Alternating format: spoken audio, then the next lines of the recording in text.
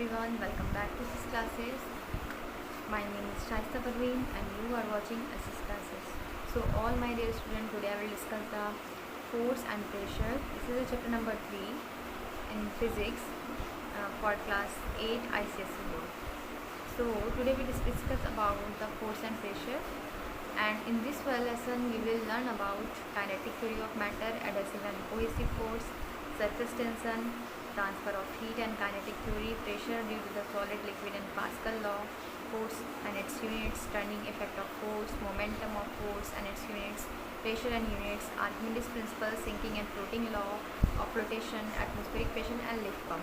So we discuss about some topic today.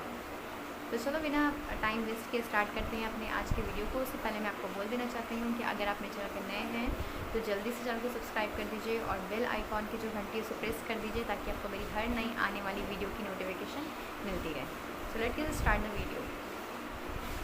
So force and pressure बेटा आप लोग पहले भी पढ़ चुके हो, है ना।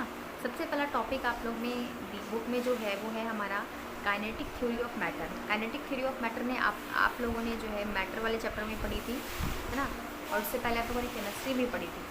तो इसके बारे में डिटेल में ना ज़्यादा जाते हुए चलिए इसके डेफिनेशन को देखते हैं कि matter is anything that occupy space and has मास। हम लोग मैटर के बारे में जान चुके हैं कि मैटर जो है हर वो चीज़ है जो जगह घेरती है, जिसका अपना कोई भार होता है, जिसका अपना कोई मास होता है ना।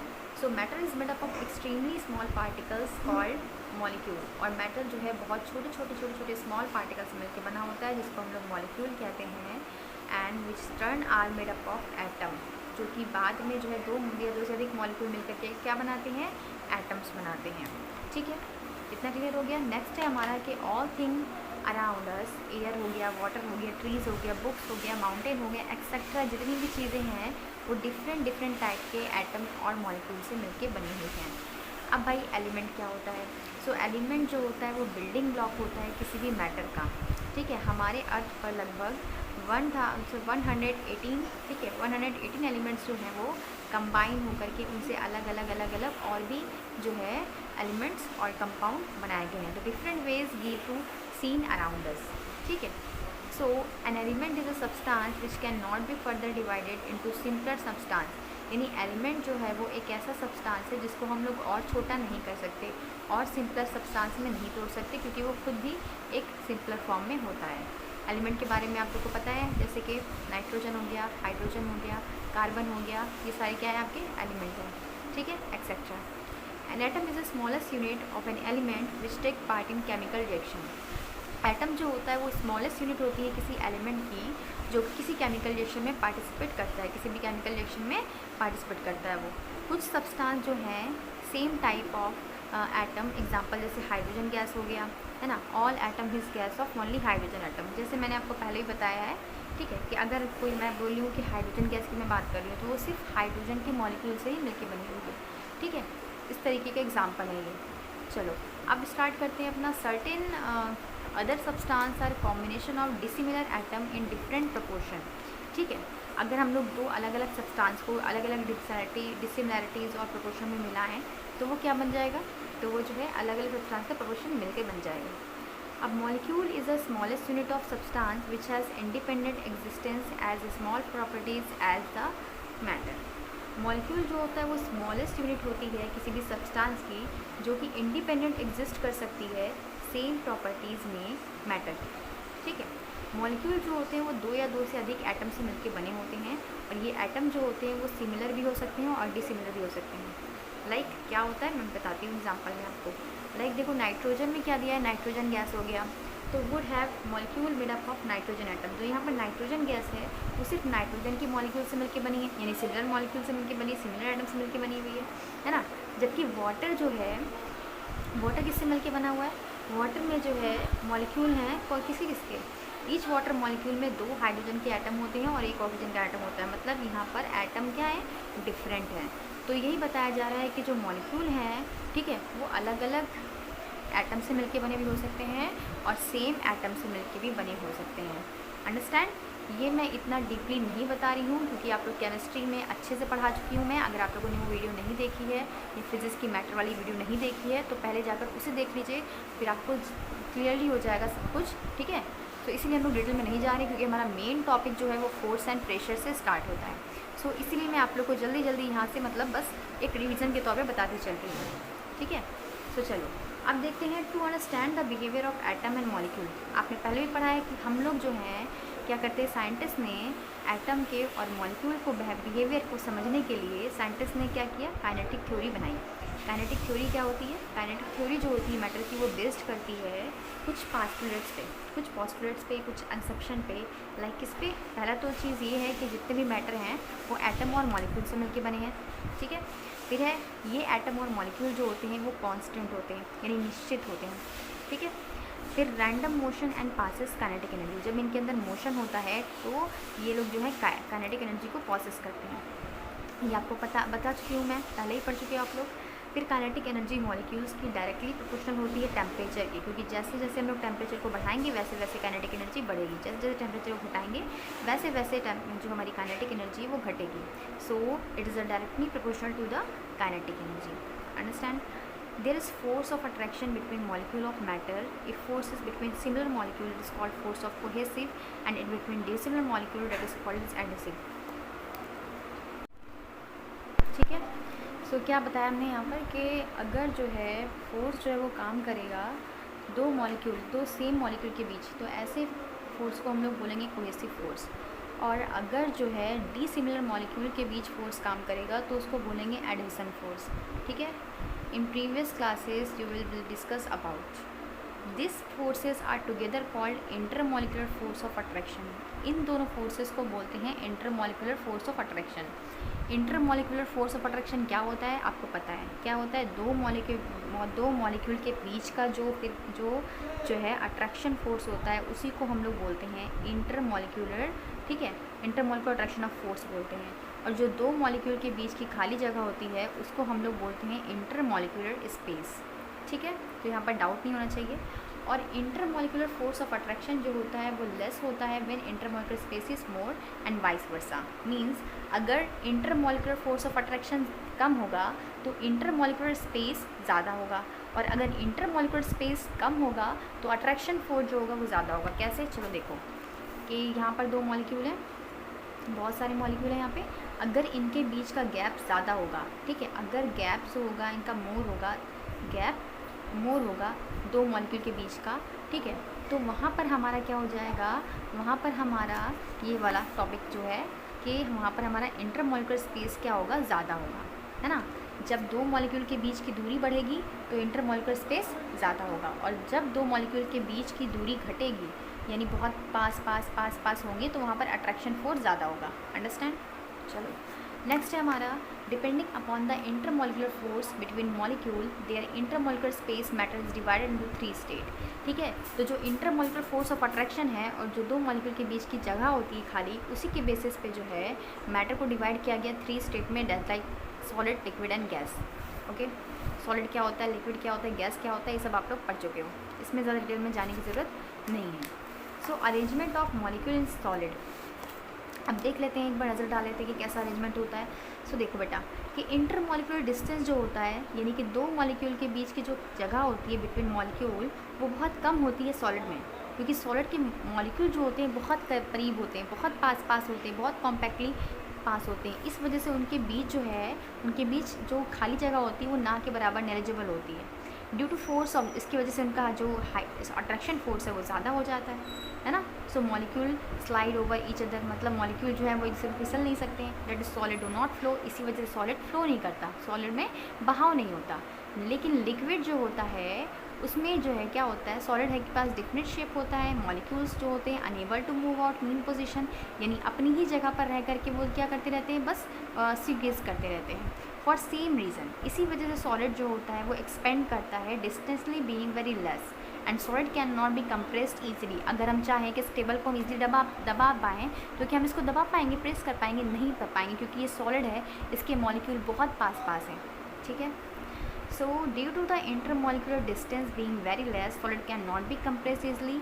अगर कोई रीज़न पूछता है आपसे कि जो सॉलिड होता है उसको हम लोग ईजिली कंप्रेस क्यों नहीं कर सकते, क्योंकि भाई सॉलिड के जो इंटरमोलिकुलर डिस्टेंस है वो बहुत कम होता है, यानी दो मॉलिक्यूल के बीच खाली जगह बहुत कम होती है, बहुत पास पास होते हैं ये लोग, कॉम्पैक्टली पैक्ड होते हैं, ये भी बोल सकते हो आप लोग। सॉलिड जो होते हैं वो रिजिड होते हैं, हार्ड होते हैं एंड डिफरेंट वॉल्यूम के होते हैं। अंडरस्टैंड। अब देखते हैं arrangement of molecule in liquid. तो लिक्विड जो होता है वो इंटर मॉलिक्यूलर डिस्टेंस जिसमें जो है मोर देन होता है सॉलिड से, एंड मॉलिक्यूल जो होता है वो टाइटली पैक्ड होता है एनी सॉलिड में, किसी भी सॉलिड में। Intermolecular force of attraction जो होता है हमारा, ठीक है, वो also not strong as solid. Solid के कंपेरिजन में जो है लिक्विड में intermolecular force of attraction ज़्यादा नहीं होता, हाई नहीं होता। So as intermolecular force distance considerable, यहाँ पर जो है दो मॉलिक्यूल के बीच डिस्टेंस ज़्यादा होती है लिक्विड में, इसी वजह से लिक्विड जो होता है वो कंप्रेस्ड हो जाता है, मतलब उसको हम लोग दबाव डालेंगे तो वो कंप्रेस्ड हो जाएगा। इसका एक अच्छा एग्जांपल है, जब आप लोग बलून में पानी भर लो और उसको कंप्रेस करोगे, दबाओगे तो वो दब जाएगा, इसका मतलब लिक्विड जो है वो कंप्रेस हो सकता है। अब है due to lesser intermolecular force of attraction, क्योंकि भाई इनके दो मॉलिक्यूल के बीच अट्रैक्शन फोर्स बहुत कम लग रहा है, क्योंकि यहाँ पर मॉलिक्यूल आपस में बहुत दूर दूर है ना, बहुत पास पास नहीं, बहुत दूर दूर है। इसी वजह से भाई क्या होता है कि ये इजीली फ्लो कर पाते हैं। Liquid also expand more heating as intermolecular force of attraction, ठीक है। अब जैसे जैसे हम लोग लिक्विड को हीट करेंगे वैसे वैसे और भी ज़्यादा इनका इंटरमॉलिक्यूलर फोर्स ऑफ अट्रैक्शन कम होता जाएगा, और मॉलिक्यूल जो होते हैं लिक्विड के वो रैंडमली मोशन करते हैं, मतलब इधर उधर कहीं भी मोशन करते रहते हैं, इनको जगह मिल रही है भाई ये मोशन कर रहे हैं। Hence liquid don't have different shape, इसी वजह से लिक्विड का कोई शेप नहीं होता, इसको जिस भी कंटेनर में डाला जाता है उसका शेप ये ले लेता है।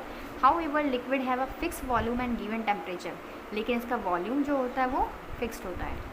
नेक्स्ट है हमारा arrangement of molecule in gases. तो गैसेस में कैसा अरेंजमेंट होता है भाई, तो इंटरमॉलिक्यूलर डिस्टेंस जो होता है between gas molecule is very large and intermolecular force of attraction is negligible small, यानी कि यहाँ पर जो मॉलिक्यूल हैं बहुत ज़्यादा दूरी दूरी पे होंगे, इसी वजह से इनके बीच जो इंटरमॉलिक्यूलर अट्रैक्शन फोर्स है वो नेग्लिजिबल होगा, और इनके दो मॉलिक्यूल बीच की खाली जगह बहुत ज़्यादा होगी, ठीक है।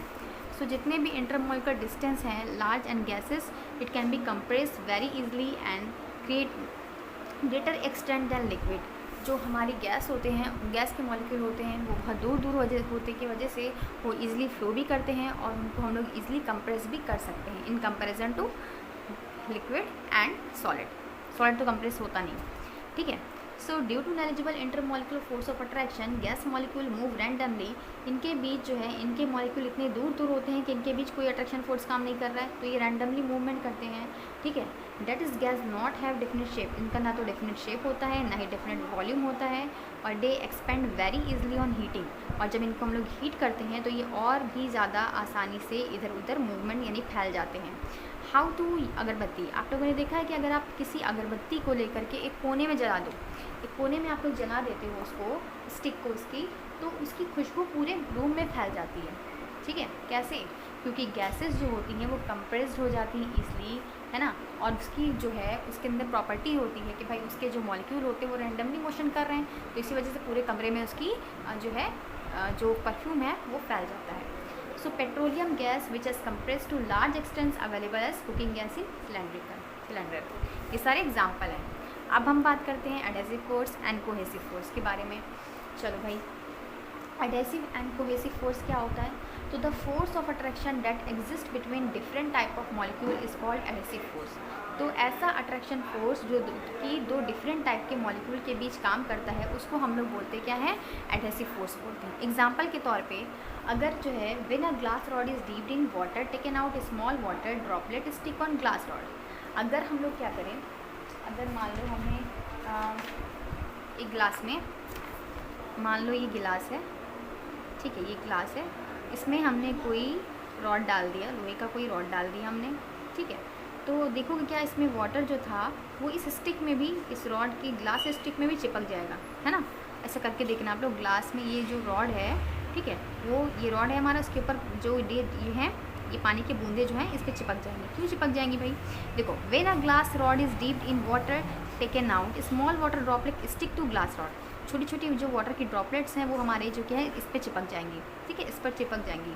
सो there is a force of attraction, ये क्यों किस वजह से हुआ है, फोर्स ऑफ अट्रैक्शन की वजह से हुआ है।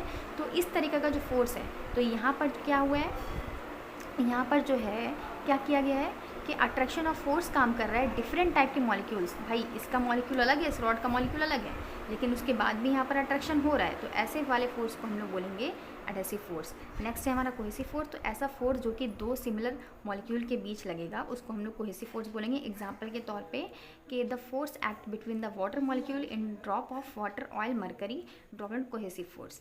अगर हम लोग क्या करेंगे कि वाटर की ड्रॉपलेट में थोड़ा सा जो है ऑयल या वाटर की ड्रॉपलेट या फिर ऑयल और मरकरी, ठीक है, इन दोनों को अगर हम लोग ड्रॉपलेट को देखेंगे तो ये दोनों जो है सिमिलर मॉलिक्यूल है, तो इसे हम लोग कोहेसिव फोर्स बोलेंगे। The force that act as between the water molecule in drop of water और ऑयल ऑफ मरकरी, वो सारा क्या होगा, कोहेसिव फोर्स होगा। सो लिक्विड है फ्री सरफेस, लिक्विड का सरफेस फ्री होता है एटमॉस्फेयर में। The surface of liquid possess some energy, और ये लिक्विड जो होता है कुछ एनर्जी को क्या करता है, पॉसेस करता है, बना के रखता है। और ये फ्री सरफेस जो होता है लिक्विड का बिहेव करता है लाइक स्ट्रेच मेम्ब्रेन, यानी स्ट्रेच मेम्ब्रेन, ठीक है। Gases does not have free surface, they don't have fix volume. इसी वजह से गैसेस जो होते हैं उनके पास तो भाई कोई फ्री सरफेस होता नहीं है, और ना ही वो लोग जो है फिक्स वॉल्यूम के होते हैं, है ना। यहाँ पर आपको दिखाया गया है कि ये भाई क्या है, कोहेसिव फोर्स का एग्जांपल है। ये मान लो ये वाटर है, और जब इसमें ऑयल की ड्रॉपलेट्स आप लोग डालोगे तो थोड़ा थोड़ा थोड़ा थोड़ा वो क्या होगी, ऊपर उसके ऊपर तैरने लगेगी, ठीक है। तो ये इसका एग्जांपल है कि यहाँ पर हम लोग सेम जो है ले रहे हैं, उनके पीछे फोर्स काम कर रहा है, उसको हम लोग क्या बोलेंगे, उसको हम लोग कोहेसिव फोर्स बोलेंगे। A molecule will within the liquid as experiencing, ठीक है, force of attraction from similar liquid molecule all around in 3 dimension. Imagine sphere molecule at center. The net force acting of molecule is 0, ठीक है। कोई भी molecule जो है liquid में जो फोर्स वहाँ पे काम कर रहा है, अट्रैक्शन फोर्स, ठीक है। सो स्फेरिकल जो वहाँ पे नेट वैल्यू होगी हमारे मॉलिक्यूल की वो 0 होगी। कोहेसिव फोर्स जो है वो एक्ट करता है इक्वली इन डायरेक्शन, यानी कि हर डायरेक्शन में, मतलब देखो यहाँ पे वाटर के मॉलिक्यूल के साथ जो ऑयल के ड्रॉपलेट्स को डाला गया है तो वो हर जगह क्या हो रहा है, इक्वली काम कर रहे हैं, मतलब इक्वल डायरेक्शन में। यहाँ पे देखो सारा एक डायरेक्शन में मूवमेंट कर रहा है, अगर इधर वाला है तो इधर साइड, इधर वाला है तो इधर साइड, ठीक है। तो यहाँ पर मूवमेंट ऑफ डायरेक्शन सेम होता है, ठीक है। If we consider a molecule on the surface, if the liquid is attached to cohesive force sideways downward due to other liquid molecule, there is no liquid molecule above it, is hence behave like stretch membrane. तो यहाँ पर क्योंकि ऐसा क्यों हो रहा है, stretch membrane इसको क्यों कहा जा रहा है, क्योंकि हर मॉलिक्यूल जो है वो एक निश्चित दिशा में, एक निश्चित डायरेक्शन में, कॉन्स्टेंट डायरेक्शन में क्या कर रहा है, मूवमेंट कर रहा है, जिसकी वजह से जो मेम्ब्रेन होती है वो स्ट्रेच हो जाती है। सिंपल सी बात है, ठीक है। अब नेक्स्ट वीडियो में हम लोग जो है सरफेस टेंशन के बारे में डिस्कस करेंगे, अपना ये टॉपिक नेक्स्ट टॉपिक डिस्कस करेंगे। आज के वीडियो के लिए इतना काफ़ी है, वीडियो काफ़ी लंबी हो जाएगा, तो आप लोग यहीं तक रखिएगा। और वीडियो अच्छी लगी होगी तो शेयर कीजिएगा और अपने फ्रेंड के साथ ज़रूर शेयर कीजिएगा। Thank you for watching.